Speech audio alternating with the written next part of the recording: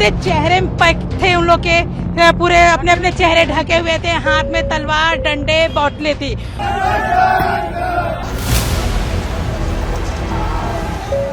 गाड़ियों को खींचकर जब फोड़ना चालू कर दिए हैं।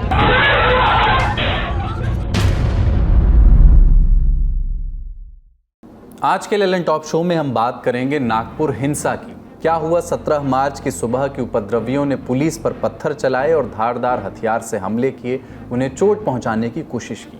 कैसे एक खबर ने नागपुर में आग लगाई और इन सब के केंद्र में छावा फिल्म का जिक्र बार बार क्यों हो रहा है। इस खबर की टोह लेने के बाद चलेंगे अंतरिक्ष, जहां सफ़र कर रही हैं Sunita Williams international space station से धरती की ओर। और 19 मार्च की भोर, 19 मार्च की सुबह जब वो धरती पर पहुंचेंगी तो उन्हें किन मुश्किलों का सामना करना पड़ सकता है। फिर हम संसद चलेंगे, जहां प्रधानमंत्री नरेंद्र मोदी के भाषण के बाद विपक्षी सांसदों का गुस्सा फूट पड़ा, बात होने लगी संसद के नियमों की। फिर हम बात करेंगे रायसीना डायलॉग्स की, जहां भारतीय विदेश मंत्री एस जयशंकर और अमेरिका की इंटेलिजेंस प्रमुख तुलसी गबार्ड के बयानों ने सुर्खी बनाई। बात करेंगे ईडी की कार्रवाई की, और बात मैनपुरी की अदालत की भी होगी, जहां 24 दलितों के हत्यारों को आज सजाए मौत दी गई। नमस्कार, कुलदीप है हमारा नाम और आप देखना शुरू कर चुके हैं the Lallantop show. Brought to you by itel and American Pistachios.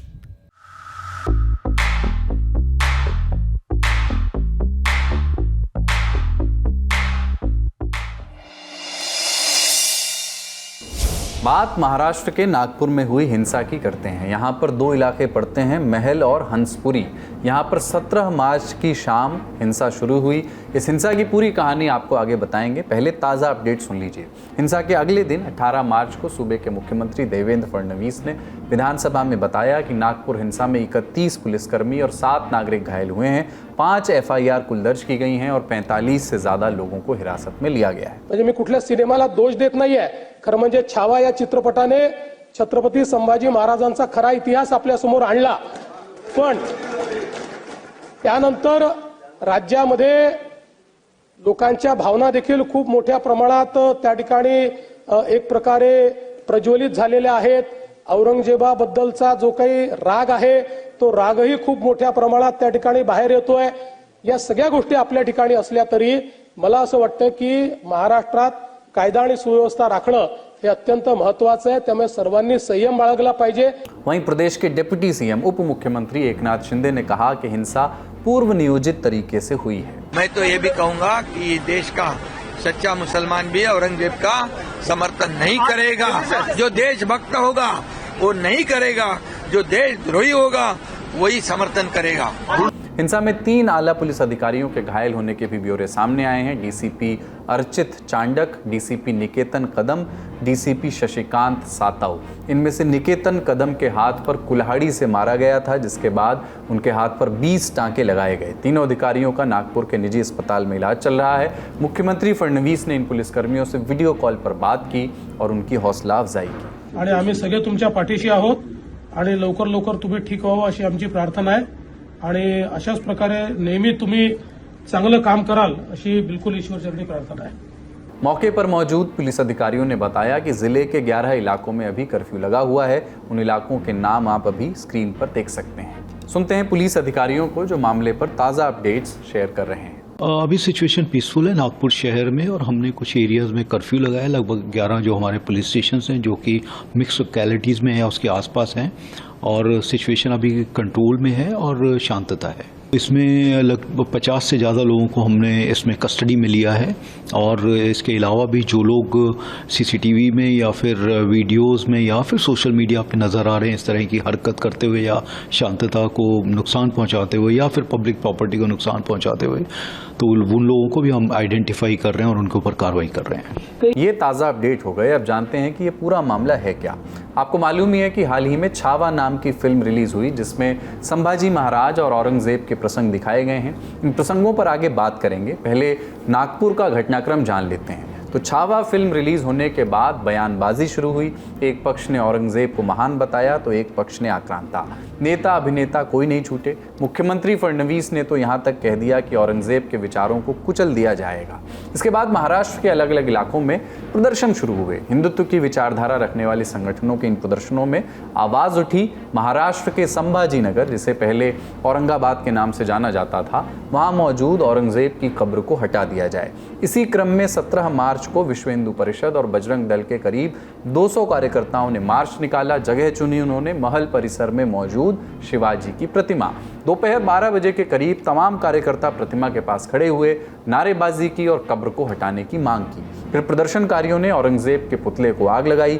इस प्रतिमा को गोबर के कंडों से बनाया गया था। दैनिक भास्कर की रिपोर्ट के मुताबिक जलाते समय इस प्रतिमा को हरे रंग के कपड़े से ढका गया था। ये प्रदर्शन खत्म हुआ, सभी लोग अपने अपने ठिकानों पर चले गए और इस पुतला दहन का वीडियो वायरल हो गया। नागपुर के मुस्लिम समुदाय के बीच इन वीडियोस के साथ दो तरह की जानकारियां पहुंची। एक, औरंगजेब के पुतले के साथ कलमा लिखा हुआ कपड़ा जलाया गया। दूसरा, पुतले के साथ धार्मिक पुस्तक भी जलाई गई। ध्यान रहे कि इन दोनों ही बातों को लेकर के अलग अलग दावे थे। एक पक्ष के लिए ये दावे सत्य होंगे, जबकि दूसरे पक्ष के लिए ये कोरी अफवाह। पुलिस भी इसको अफवाह ही बता रही है। शाम 7 से 7:30 बजे का वक्त धार्मिक प्रतीकों के अपमान की बात सुनकर के मुस्लिम समुदाय से जुड़े 200 से 300 लोग महल परिसर इलाके में चितनिस पार्क में जमा हो गए और नारेबाजी करने लगे। वहीं कुछ लोग विश्व हिंदू परिषद और बजरंग दल के खिलाफ शिकायत लेकर के गणेश पेट थाने पहुंच गए। इंडियन एक्सप्रेस की रिपोर्ट के मुताबिक थाने में कार्रवाई चली रही थी कि पार्क पर जमा लोगों ने लाठी पत्थर चलाना शुरू कर दिया। उपद्रवियों ने घरों पर पथराव किया और सड़क पर खड़े दर्जनों वाहनों में तोड़फोड़ और आगजनी की। पुलिस ने भीड़ को हटाने के लिए बल प्रयोग शुरू किया तो पुलिस भी निशाने पर आ गई। पुलिस वालों को पीटा गया। अलग अलग खबरों के मुताबिक तमाम पुलिसकर्मियों पर धारदार हथियार से हमले किए गए। इस पूरी घटना के कुछ सीसीटीवी वीडियोस भी सामने आए हैं। इन तमाम वीडियोस में दिख रहा है कि कुछ उपद्रवी कैमरे से बचने के लिए अपना चेहरा छुपाए हुए हैं।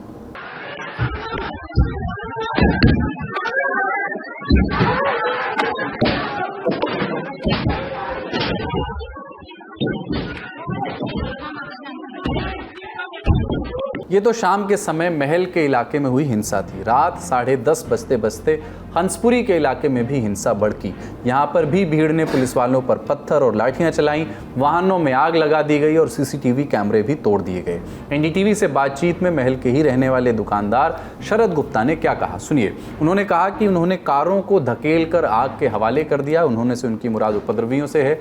3 उपद्रवी घर में घुस गए और लोग चीखने लगे तो वो भाग गए। मैं जब आग बुझाने लगा तो उन्होंने मुझ पर पत्थरों से हमला किया।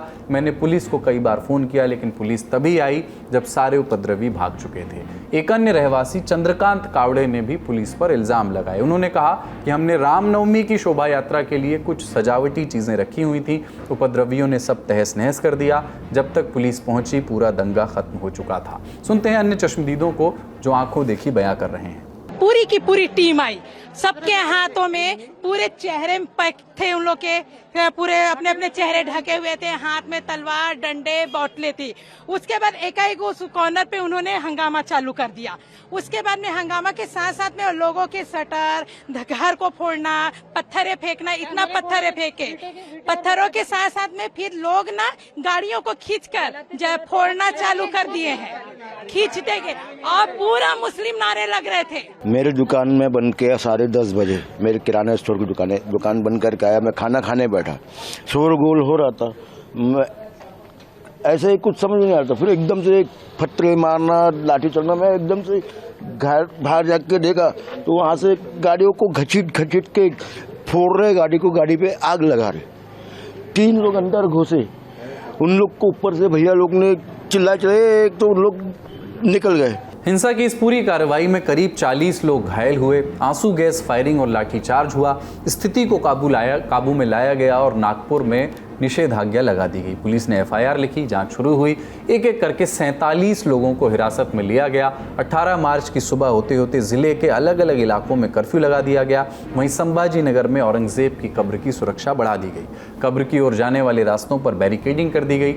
हर आने जाने वाले की जाँच की जा रही है। सुनते हैं ग्राउंड पर मौजूद पत्रकारों को जो ताज़ा हालात बता रहे हैं। आप देखेंगे ये सारे बड़े बड़े कंक्रीट के ये जो पत्थर है, बड़ी बड़ी ईंट है, आपको इस वेल कंक्रीटेड सोसाइटी में कहीं देखने को नहीं मिलेगी।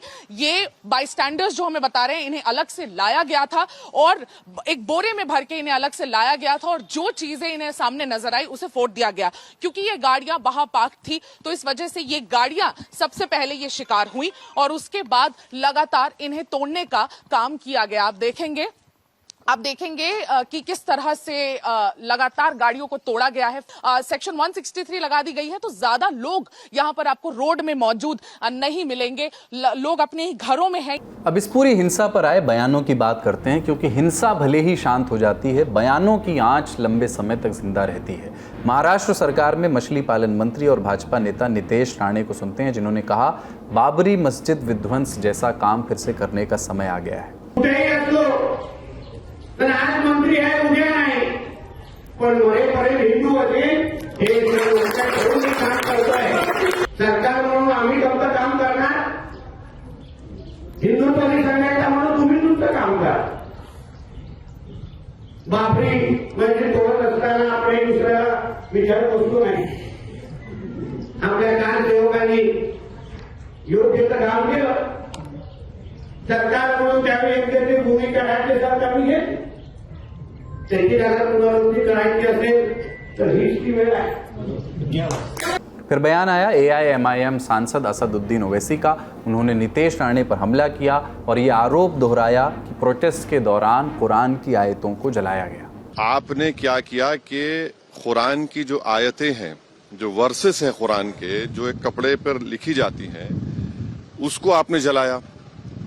और जब ये हरकत हो रही थी तो उसी वक्त जाकर मुकामी वहाँ के जो मुसलमान और हिंदू लोग थे जाकर कंप्लेन किए DCP को। उसके बाद शाम में ये सब चीजें हुई। मैं उसका कंडेम करता हूँ वायलेंस का, मगर इसको टोटल देखिए आप कि जो स्टेटमेंट्स एमिनेट हुए हैं, जो स्टेटमेंट दिए गए हैं मिनिस्टर्स की तरफ से, अभी भी दिए जा रहे हैं, भाई आप रूल ऑफ लॉ को फॉलो करिए ना। पूर्व मुख्यमंत्री उद्धव ठाकरे ने कहा कि अगर हिंसा सुनियोजित थी तो उसे रोकना किसकी जिम्मेदारी थी। मैं मुख्यमंत्री नहीं हूँ, ना ही मैं गृह मंत्री हूँ, तो मुख्यमंत्री जो है मुख्यमंत्री जी को पूछो किसका हाथ है, क्योंकि RSS का मुख्यालय वहाँ है। अब इनके कार्यकाल में वहाँ डबल इंजन सरकार है ना, महाराष्ट्र में और केंद्र में, तो डबल इंजन सरकार की असफलता है और अगर ये सरकार असफल है तो इन्होंने इस्तीफा देना चाहिए। ये तो बयानबाजियां हो गई। अब जानते हैं विवाद की जड़, जो छावा फिल्म से जुड़ी हुई है। इस फिल्म की कहानी छत्रपति शिवाजी महाराज की मृत्यु के बाद शुरू होती है। औरंगजेब को लगता है कि अब मराठा साम्राज्य कमजोर हो गया है, उन्हें हराकर दक्कन पर कब्जा किया जा सकता है। तभी उनके सामने छत्रपति संभाजी महाराज नाम की चुनौती खड़ी हो जाती है। संभाजी महाराज यानी शिवाजी के सुपुत्र। औरंगजेब को एहसास होता है कि संभाजी के रहते दक्कन पर राज करना संभव नहीं। वो कसम खाता है कि जब तक वो संभाजी महाराज को मार नहीं देगा तब तक अपना ताज नहीं पहनेगा। औरंगजेब की सेना संभाजी को पकड़ने और हराने के लिए तमाम जतन करती है। फिर घर के भेदियों की वजह से संभाजी पकड़े जाते हैं। औरंगजेब संभाजी और कवि कलश को जंजीरों में बंधवाकर अपने पास बुलाता है, उन्हें टॉर्चर करता है। पहले उनके नाखून निकाले जाते हैं, फिर औरंगजेब एक ऑफर देता है, मुगलों को ज्वाइन कर लो, सिर्फ धर्म बदलना पड़ेगा। संभाजी नहीं मानते, फिर उनकी जीभ काटी जाती है, आंखें निकाल दी जाती हैं, उनके जख्मों पर नमक रगड़ा जाता है और थक हार कर उन्हें मरने के लिए छोड़ दिया जाता है। ये कहकर औरंगजेब हार जाता है कि छत्रपति संभाजी महाराज जैसा छावा उनके खानदान में क्यों नहीं पैदा होता। ये संभाजी महाराज की कहानी है जो फिल्म में दिखाई गई है। इसके बाद ही सपा विधायक अबू आजमी ने औरंगजेब को महान बताया था और बवाल शुरू हुआ था। लेकिन सवाल है कि इस पूरी बहस में सच्चाई कितनी है। इसे डिकोड करने के लिए हमने इतिहासकारों का रुख किया। औरंगजेब की कारस्तानियाँ क्या थीं और उसके नाम पर इतनी हिंसा क्यों?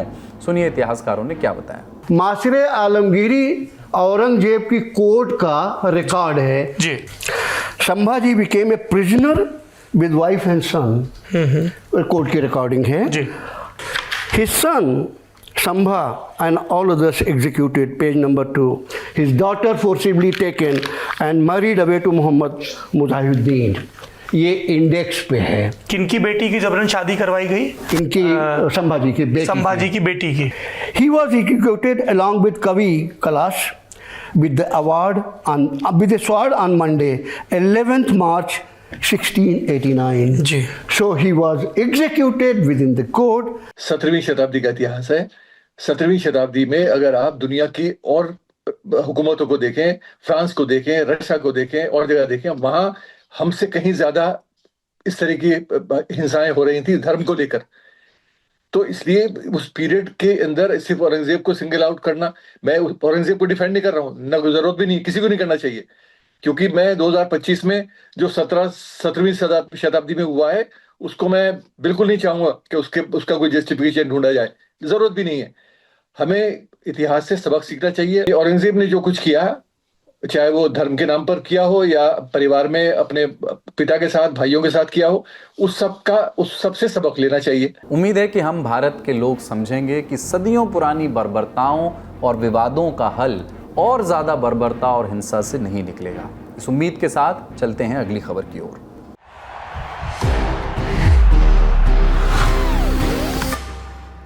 That's the power of the statue. इस खबर में हम बात करेंगे सुनीता विलियम्स की, जो 2 हफ्तों के लिए अपने साथी बुच विल्मोर के साथ अंतरिक्ष गई थी, लेकिन उनके यान में खराबी के कारण उन्हें 9 महीने अंतरिक्ष में बिताने पड़े। इंटरनेशनल स्पेस स्टेशन यानी ISS में, ISS यानी पृथ्वी की कक्षा में मौजूद एक अंतरिक्ष प्रयोगशाला, जहां वैज्ञानिक अंतरिक्ष में प्रयोग करते हैं और वहीं रहते हैं। ताज़ा अपडेट ये है कि भारतीय मूल की अंतरिक्ष यात्री Sunita Williams international space station से धरती के लिए 18 मार्च की सुबह रवाना हो चुकी हैं। भारतीय समयानुसार सुबह 10:35 पर एलॉन मस्क की कंपनी SpaceX का स्पेसक्राफ्ट ISS से अनडॉक यानी अलग हुआ, जो 19 मार्च को सुबह लगभग 3:27 पर धरती पर लैंड करेगा। लेकिन ये सफलता मिली कैसे, इसके लिए पूरी कहानी जानते हैं। तारीख थी 1 जून 2024। अमेरिका की स्पेस एजेंसी नासा और एरोनॉटिकल कंपनी बोइंग का एक स्पेसक्राफ्ट स्टारलाइनर लॉन्च के लिए तैयार किया जा रहा था। जगह थी अमेरिका के फ्लोरिडा में मौजूद केनेडी स्पेस स्टेशन। इस स्टारलाइनर को एटलस 5 नाम के रॉकेट से बांधा गया था। यही रॉकेट उसे अंतरिक्ष में लेकर के जाता। अंदर बैठे थे 59 साल की सुनीता विलियम्स और 62 साल के बुच विल्मोर। दोनों ने सीट बेल्ट लगाए, लॉन्च के लिए तैयार हुए। लॉन्च के 2 घंटे पहले खबर आती है कि रॉकेट के वॉल्व्स में कुछ दिक्कत आ गई है। मिशन के ऑपरेटर्स जांच करते हैं, कहते हैं कि सब ठीक है। फिर लॉन्च की उल्टी गिनती शुरू होती है। स्पेसक्राफ्ट का हैच यानी दरवाज़ा बंद किया जाता है। लॉन्च के 20 मिनट पहले दोनों एस्ट्रोनॉट्स अपने सूट के हेलमेट बंद करते हैं, पर 11 मिनट पहले बुच विल्मोर के सूट की वार्निंग लाइट जलती है। फिर से दिक्कत और लॉन्च तय समय से 3 मिनट 50 सेकेंड रोक दिया जाता है। 5 जून को दोबारा तैयारी होती है। इस बार लॉन्च सफल होता है। रात 8:22 पर एटलस 5 रॉकेट अंतरिक्ष के लिए उड़ान भरता है।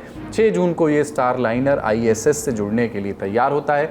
बता दें कि ISS करीब 28,000 किलोमीटर प्रति घंटे की रफ्तार से धरती के चक्कर काटता है, इसलिए डॉकिंग का ये काम बहुत बारीक काम है। स्पेसक्राफ्ट को स्पीड मैच करके डॉकिंग करनी होती है। ज़रा सी भी गड़बड़ी होने पर लोगों की जान पर बनाती है। तमाम बारीकियों का ख्याल करके डॉकिंग की कोशिश की जाती है। सफलता मिलती है। दोनों एस्ट्रोनॉट्स ISS के अंदर पहुँचते हैं और काम शुरू होता है। 2 हफ्ते बाद यानी 18 जून को सुनीता और बुच को उसी स्टारलाइनर स्पेसक्राफ्ट से वापस लौटना था, लेकिन खबर आती है कि स्टारलाइनर में हीलियम लीक की दिक्कत थी।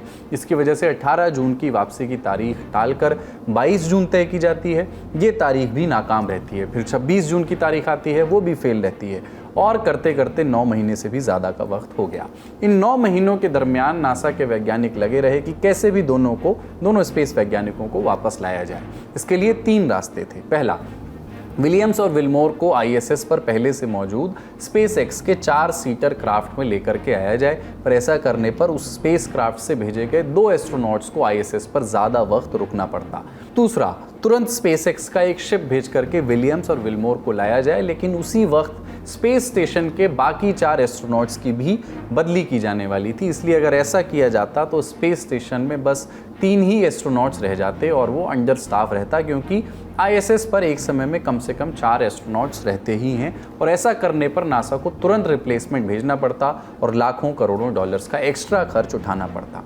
तीसरा रास्ता, सितंबर 2024 में SpaceX का मिशन लॉन्च हो, धरती से 2 एस्ट्रोनॉट्स जाएं, फरवरी 2025 तक इन 2 लोगों के साथ विलियम्स और विल्मोर रहें, फिर उन्हें एलन मस्क की कंपनी SpaceX Crew 9 मिशन के साथ वापस लाया जाए। नासा ने यही तीसरा रास्ता चुना और मस्क की मदद ली। स्टार लाइनर खाली धरती पर वापस आ गया और जुगत शुरू हुई। 28 सितंबर 2024 की तारीख को स्पेसएक्स का स्पेसक्राफ्ट क्रू 9 ड्रैगन मिशन धरती से आईएसएस के लिए उड़ा। इसमें सवार थे नासा के एस्ट्रोनॉट निक हेग और रशिया के कॉस्मोनॉट एलेक्जेंडर गोर्बुनोव। दरअसल रूस के एस्ट्रोनॉट्स को कॉस्मोनॉट्स कहा जाता है। इन लोगों ने आईएसएस पर काम किया और 18 मार्च की सुबह इन 2 नए एस्ट्रोनॉट्स के साथ सुनीता विलियम्स और बुच विल्मोर इसी क्रू 9 ड्रैगन पर सवार हो गए। सुबह 8:35 पर स्पेसक्राफ्ट का हैच यानी दरवाजा बंद किया गया। 10:35 पर स्पेसक्राफ्ट आईएसएस से अनडॉक यानी अलग हुआ। नासा के मुताबिक 19 मार्च को सुबह 2:41 बजे डी ऑर्बिट बर्न शुरू होगा, यानी कक्षा से उल्टी दिशा में स्पेसक्राफ्ट का इंजन ऑन किया जाएगा ताकि तेजी से धरती की तरफ बढ़ते स्पेसक्राफ्ट की स्पीड कम की जा सके। इसके बाद स्पेसक्राफ्ट की पृथ्वी के वातावरण में एंट्री होगी और सुबह फ्लोरिडा के तट पर पानी में लैंडिंग होगी। मोटा माटी समय 3:27 उस समय हो रहे होंगे। स्पेस से लौटने के बाद सुनीता विलियम्स नासा के वैज्ञानिकों से मिलेंगी, अपने साथियों और परिजनों से मिलेंगी और ज़्यादा संभावना है कि वो भारत भी आएँ और प्रधानमंत्री नरेंद्र मोदी से भी मिलें। दरअसल प्रधानमंत्री मोदी ने सुनीता विलियम्स को पत्र लिख करके भारत आने का न्योता दिया है। 1 मार्च को ये पत्र लिखा गया, जिसे नासा के पूर्व अंतरिक्ष यात्री माइक मैसिमिनो के माध्यम से सुनीता विलियम्स को भेजा गया है। इस पत्र को केंद्रीय मंत्री जितेंद्र सिंह ने सोशल मीडिया मंच एक्स पर साझा किया। इसमें लिखा है कि भले ही आप हजारों मील दूर हैं, लेकिन आप हमारे दिलों के बेहद करीब हैं। भारत के लोग आपके अच्छे स्वास्थ्य और आपके मिशन की सफलता के लिए प्रार्थना कर रहे हैं। आपकी वापसी के बाद हम भारत में आपसे मिलने के उत्सुक हैं। भारत के लिए अपनी सबसे प्रतिभाशाली बेटियों में से एक की मेज़बानी करना खुशी की बात होगी। लेकिन भारत यात्रा हो या परिजनों से मिलना, ये सब कुछ इतनी जल्दी नहीं हो सकेगा। धरती पर लौटने के साथ ही सुनीता विलियम्स को कई बदलावों का सामना करना पड़ेगा। ये बदलाव या दिक्कतें तमाम अंतरिक्ष यात्रियों को लंबे समय तक स्पेस की जीरो ग्रेविटी में रहने के कारण होती हैं। सबसे पहली चीज़ तो ये होती है कि उन्हें धरती की ग्रेविटी के साथ एडजस्ट करने में दिक्कत होती है। वो सीधा खड़े भी नहीं हो पाते, कई बार चक्कर खाकर गिर जाते हैं। अगली बड़ी दिक्कत होती है बोन डेंसिटी की। दरअसल ज़्यादा समय स्पेस में रहने पर उनकी हड्डियों का घनत्व कम हो जाता है, और ऐसा इसलिए क्योंकि उन पर वजन नहीं पड़ रहा होता। इसी वजह से कि स्पेस में भी एस्ट्रोनॉट्स लगातार कसरत करते रहते हैं और आईएसएस में एक जिम भी मौजूद है। इसके अलावा एक बड़ी दिक्कत होती है डाइजेशन से जुड़ी हुई, पाचन से जुड़ी हुई। हमारा जो डाइजेस्टिव सिस्टम है वो भी ग्रेविटी के असर से प्रभावित रहता है। इसलिए ही स्पेस में एक अलग किस्म का डाइट प्लान फॉलो किया जाता है। धरती पर लौटने पर उन्हें खाना पचाने में दिक्कत हो सकती है। इन दिक्कतों से पार पाने के लिए अंतरिक्ष यात्रियों को कुछ प्रोग्राम्स फॉलो करने होते हैं। धरती पर लौटने के बाद एस्ट्रोनॉट्स को सबसे पहले कैप्सूल से निकाला जाता है और स्ट्रेचर पर लेटाया जाता है, क्योंकि धरती पर तुरंत चलने में उन्हें दिक्कत हो सकती है। फिर उन्हें मेडिकल एग्जामिनेशन के लिए ले जाया जाता है। इसमें एस्ट्रोनॉट्स की दुरुस्त तबीयत की तस्दीक की जाती है और फिर उनसे करवाई जाती है वर्जिश, लगातार एक्सरसाइज, जिससे उनकी हड्डियों की डेंसिटी बढ़ाई जा सके ताकि वो अपने पैरों पर खड़े हो सकें। हालांकि सुनीता विलियम्स को शायद इतनी मेहनत ना करनी पड़े। धरती की ओर रवानगी के पहले उन्होंने लाइव साइंस नाम की मैगजीन को बताया कि वो धरती की ग्रेविटी का मुकाबला करने के लिए पिछले 9 महीनों से ट्रेनिंग कर रही हैं और वो तैयार हैं। फिर भी उन्हें फिक्स रिहैबिलिटेशन प्रोटोकॉल फॉलो करना पड़ेगा, जिसमें एक्सरसाइज, मसल्स और बैलेंस मेंटेन करने के लिए फिजिकल थेरेपी और साइकोलॉजिकल सपोर्ट शामिल हैं।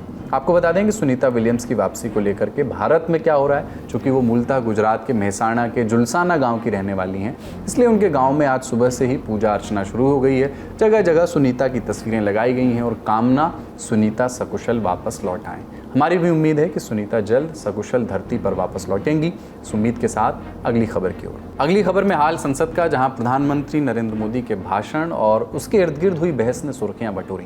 लोकसभा की कार्यवाही कल रात 11 बजे स्थगित हुई थी। उसके बाद आज सुबह 11 बजे फिर शुरू हुई। प्रश्नकाल का समय गुजरा और 12:04 पर लोकसभा में प्रधानमंत्री मोदी संसदीय कार्य मंत्री किरण रिजिजू के साथ सदन पहुंचे। प्रयागराज महाकुंभ के आयोजन पर प्रधानमंत्री मोदी ने जैसे ही अपना भाषण शुरू किया तो विपक्ष की ओर से हंगामा होने लगा। महाकुंभ में हमने हमारी राष्ट्रीय चेतना के जागरण के विराट दर्शन किए हैं। ये जो राष्ट्रीय चेतना है, ये जो राष्ट्र को नए संकल्पों की तरफ ले जाती है, ये नए संकल्पों की सिद्धि के लिए प्रेरित करती है। महाकुंभ ने उन शंकाओं आशंकाओं को भी उचित जवाब दिया है जो हमारे सामर्थ्य को लेकर कुछ लोगों के मन में रहती है।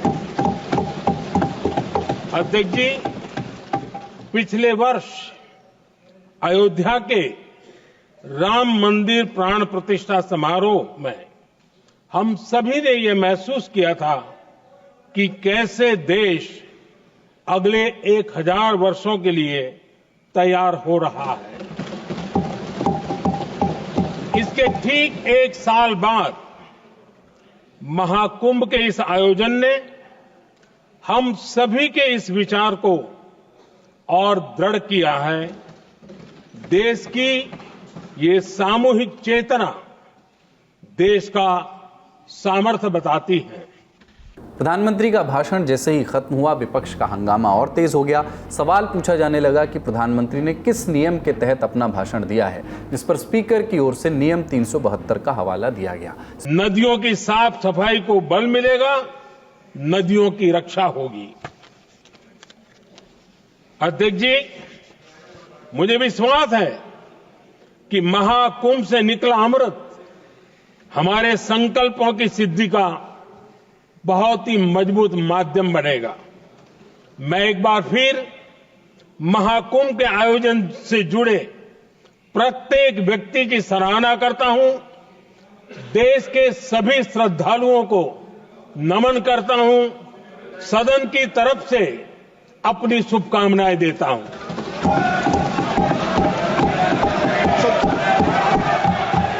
नियम 372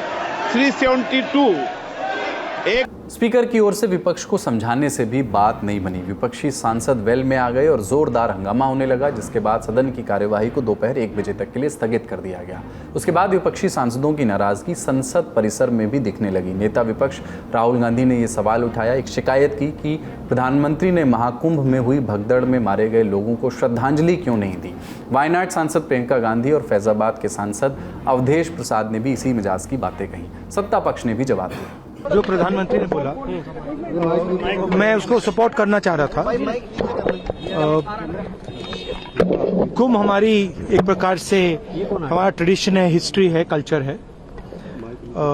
एक कंप्लेंट थी, एक शिकायत थी, श्रद्धांजलि नहीं दी प्रधानमंत्री ने। जो लोग जिनकी मृत्यु हुई थी उनको श्रद्धांजलि नहीं दी। और दूसरी बात मैं ये कहना चाहता था कि देखिए, कुंभ की जगह है, मगर जो युवा कुंभ में गए उनको प्रधानमंत्री से एक और चीज चाहिए, उनको रोजगार चाहिए, और प्रधानमंत्री को रोजगार के बारे में भी बोलना चाहिए। विपक्ष की भी भावनाएं हैं इसके प्रति, और उनको प्रकट करने में कोई उनको आपत्ति नहीं होनी चाहिए थी। तो मेरे ख्याल से उनको 2 मिनट के लिए बोलने देना चाहिए। इस बार जो महाकुंभ हुआ है उसमें चर्चाएं ज्यादा की गई, भगदड़ मची, जान है, बद इंतजामी हुई, जिसका कारण हुआ असंख्य लोगों की जाने गई। अच्छा होता कि माननीय प्रधानमंत्री जी आज जब बोल रहे थे सदन में, तो देश के सामने उनको बताना चाहिए था कि कितने लोग महाकुंभ में गायब हुए हैं, कितने लोग फंसे हैं, कितने लोगों की जाने गई है। 1 बजे सदन की कार्यवाही शुरू हुई तो विपक्षी सांसद फिर से वेल में आ गए। विपक्ष की मांग थी कि उन्हें भी महाकुंभ पर अपनी बात रखने का मौका दिया जाए। वो पोस्टर लहराने लगे, लेकिन तभी सत्ता पक्ष के सांसद अपनी सीट से उठ गए। आरोप लगाया कि वेल में प्रदर्शन कर रहे विपक्षी सांसद अपने फोन के कैमरा से वीडियो बना रहे हैं। इस पूरी बहस के दरमियान रेल मंत्री अश्विनी वैष्णव रेल अनुदानों पर अपनी बात रख रहे थे। उन्हें मौका मिला, उन्होंने दावा किया कि अब रेल दुर्घटनाओं में कमी आई है। अध्यक्ष महोदय, कोविड में रेलवे को काफ़ी डिफिकल्टी हुई थी। उन मुश्किलों से निकल के आज रेलवे एक हेल्दी सिचुएशन में आई है, और रेलवे के जो टोटल खर्चे हैं उन खर्चों में बड़े खर्चों को, छोटे खर्चों को, सबको मिला के आज परिस्थिति ऐसी है कि करीब करीब सारे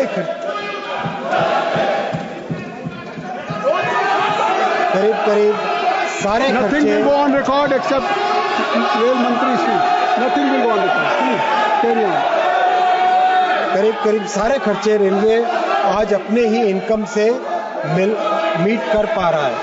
अगर 1 सेकंड के लिए भी माननीय सांसद महोदय सुने तो उनकी छाती गर्व से फूल उठेगी। अध्यक्ष जी, आज भारत रेलवे का बड़ा एक्सपोर्टर बन के उभरा है। बहस बढ़ी। संसदीय कार्य मंत्री किरेन रिजिजू विपक्ष पर भड़क गए। बोले, संसद के बाहर कांग्रेस और विपक्षी दल कहते हैं कि चर्चा होनी चाहिए, लेकिन सदन में चर्चा नहीं करते हैं। सभापति महोदय, मैं कहना चाहता हूं कि सदन से बाहर कांग्रेस पार्टी और बाकी ऑपोजिशन पार्टी कहता है कि बोलने के लिए मौका देना चाहिए, चर्चा होना चाहिए। हाउस के अंदर में आता है तो फिर चर्चा नहीं होने देते, फिर हंगामा करते हैं। क्यों ऐसा करते हैं? आप लोग बहुत गलत तरीके से सदन का समय को बर्बाद करते हैं। बिल्कुल ऐसा मत कीजिए, चर्चा होने दीजिए, सवाल पूछिए, सरकार जवाब देने के लिए रेडी है। बहस इतनी बड़ी कि संसद की कार्यवाही को स्थगित कर दिया गया। इसके अलावा संसद की क्या गतिविधियां रही, जानने के लिए देखिए हमारा शो संसद में आज। अब सुर्खियां। पहली सुर्खी में बात नई दिल्ली में चल रहे रायसीना डायलॉग की। इस आयोजन का आज दूसरा दिन था। भारतीय विदेश मंत्री एस जयशंकर ने कार्यक्रम में हिस्सा लिया। Thrones and thorns defending the integrity of Nations सत्र में उन्होंने पश्चिमी देशों के दोहरे रवैये पर सवाल उठाए। कहा कि ये दिखता है कि कैसे पश्चिमी ताकतों ने कश्मीर की वास्तविकता को तोड़ मरोड़ कर पेश किया। उन्होंने कहा कि द्वितीय विश्व युद्ध के बाद किसी क्षेत्र पर सबसे लंबे वक्त तक अवैध रूप से कब्जा किया गया है तो वो कश्मीर है। हम संयुक्त राष्ट्र गए, जो एक आक्रमण था उसे विवाद बना दिया गया। हमलावर और पीड़ित को एक ही श्रेणी में रख दिया गया। इसके लिए जिम्मेदार पक्ष कौन थे? Britain, Canada, Belgium, Australia, America. सवाल उन्होंने क्वेश्चन मार्क आखिर में छोड़ा। We speak today of political interference. When the West goes out into other countries, it's apparently in pursuance of democratic freedoms. When other countries come into the West, it seems to have a very malign intention. So I think we need, if to have an order, there must be fairness. I agree with you, Dominic. We need a strong UN, but a strong UN requires a fair UN. A strong, a global order must have some basic consistency of standards. इसके अलावा जयशंकर ने भारत के पड़ोसी देशों पर भी निशाना साधा। उन्होंने पाकिस्तान का नाम लिए बिना पड़ोसी देश को रिस्की कंट्री यानी जोखिम भरा देश बताया। कहा कि रिस्की होने के लिए देश का बड़ा होना जरूरी नहीं है। हमारे कुछ छोटे पड़ोसी इस मामले में अच्छा काम कर चुके हैं। We do need an international order, just like we need a domestic order. And it's not just big countries who will benefit if there is no order. I would argue that any country which will take risks, which will have extreme positions, which would, test the system, will actually use disorder to its advantage. I mean, we've seen in our own neighborhood, you don't have to be a big country to be a risky country. I have some smaller neighbors who've done a pretty good job at that. आज के सत्र में America की intelligence chief तुलसी Gabbard भी शामिल हुई। उन्होंने कहा कि मैंने भारतीय इंटेलिजेंस अधिकारियों से मुलाकात की। उन्होंने मुझसे भारत की सुरक्षा को लेकर कुछ गंभीर चिंताएं साझा की हैं। मैं भरोसा दिलाना चाहती हूं कि हमारी अमेरिका फर्स्ट नीति का मतलब अमेरिका अलोन नहीं है, सिर्फ अमेरिका नहीं है। अगली सुर्खी प्रवर्तन निदेशालय यानी ईडी की कार्रवाइयों से जुड़ी हुई है। अमेरिकी अरबपति जॉर्ज सोरोस से जुड़े एनजीओ पर आज ईडी की रेड हुई। बेंगलुरु स्थित George Soros foundation, open Soros foundation, OSF और एमनेस्टी इंटरनेशनल के दफ्तरों पर ईडी ने छापा मारा। इसके अलावा ईडी ने एमनेस्टी और ह्यूमन राइट्स वॉच के पूर्व और वर्तमान कर्मचारियों के घरों पर तलाशी ली। खबरों के मुताबिक ईडी की कार्रवाई विदेशी मुद्रा प्रबंध अधिनियम यानी फेमा के उल्लंघन को लेकर के हुई। इंडियन एक्सप्रेस की खबर के मुताबिक साल 2016 में भारतीय गृह मंत्रालय ने ओएसएफ पर बंदिशें लगाई थी और उन्हें प्रायर रेफरेंस कैटेगरी में डाल दिया था, जिसके बाद ओएसएफ भारत में मौजूद एनजीओज को पैसा नहीं दे सकता था। लेकिन इल्ज़ाम है कि इन बंदिशों को बाईपास करने के लिए ओएसएफ ने कंसल्टेंसी के लिए विदेश से पैसे मंगवाए और वो पैसे तमाम एनजीओज को दान में दिए गए। ईडी की एक कार्रवाई आज पटना ऑफिस में भी हुई, जहां लैंड फॉर जॉब केस में बिहार की पूर्व मुख्यमंत्री राबड़ी देवी और लालू के बड़े बेटे तेज प्रताप से पूछताछ की गई। राबड़ी देवी से 4 घंटे और तेज प्रताप से करीब 4.5 घंटे। खबरों के मुताबिक कल यानी 19 मार्च को लालू प्रसाद यादव से भी इस केस में पूछताछ की जा सकती है। ये पूरा लैंड फॉर जॉब स्कैम क्या है, हमने ललन टॉप शो के एक पूर्व एपिसोड में विस्तार से समझाया है, आपको लिंक डिस्क्रिप्शन में दे रहे हैं। अगली सुर्खी उत्तर प्रदेश के मैनपुरी से 4 दशक पहले हुए दिहुली दलित नरसंहार मामले में आखिरकार न्यायालय ने अपना फैसला सुना दिया है।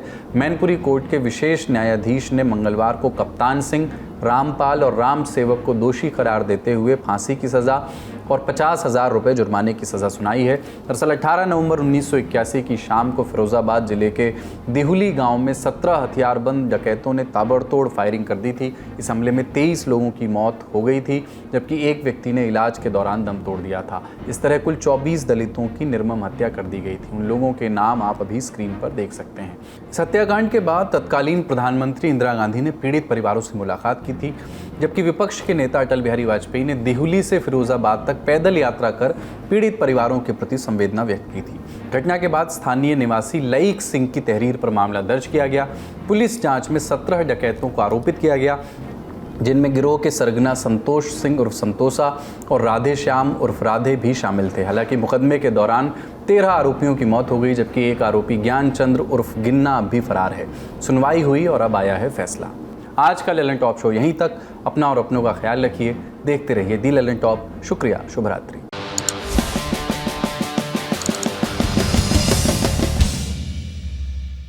बिक्की जॉन प्यार का भूखा, काऊ के धन दौलत का नाव। अंधेरा मुझे प्रिय है, मुझे अंधेरे की औलादों से क्या नफरत होगा। फिर अपनी आजा गुफाओं में आप मेरा फेवरेट गाना है बस। आजा गुफाओं में अभी ना एक AI से बनेगा ताऊ जो एक अंधेरी गुफा के सामने खड़े हुए हैं और बोल रहे हैं आइए।